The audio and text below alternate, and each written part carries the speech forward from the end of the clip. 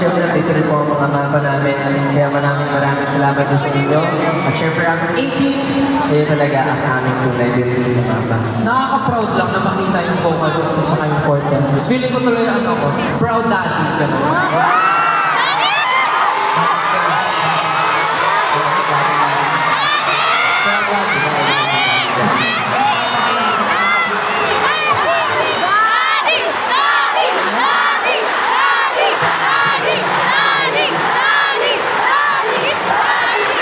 Magalita mo nga. Magalita mo. Huwag kayo maingay, galit na si daddy.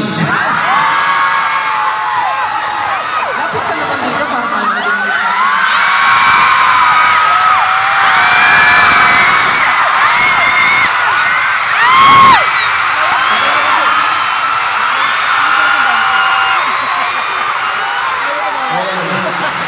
Magagawin ko sila masyado. Pero sobrang grateful ko sa inyo.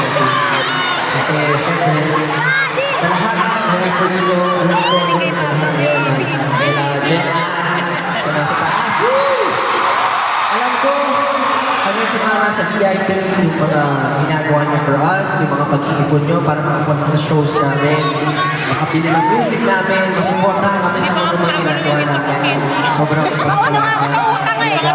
Ako personally, masasabi ko, alam niyo, parang nung after na dumating kayo sa buhay namin, simula na siya dumating sa buhay namin, nagbago yung mind namin sa mundo. So parang naitabi ko yung mga hatreds ko, naitabi ko yung mga parang feeling ko kasi dati proven yung mundo eh. Pero dumating kayo,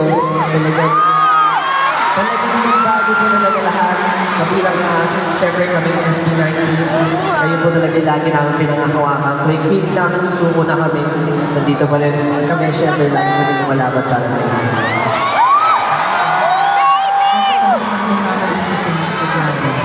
Talagang sobrang humble ko din.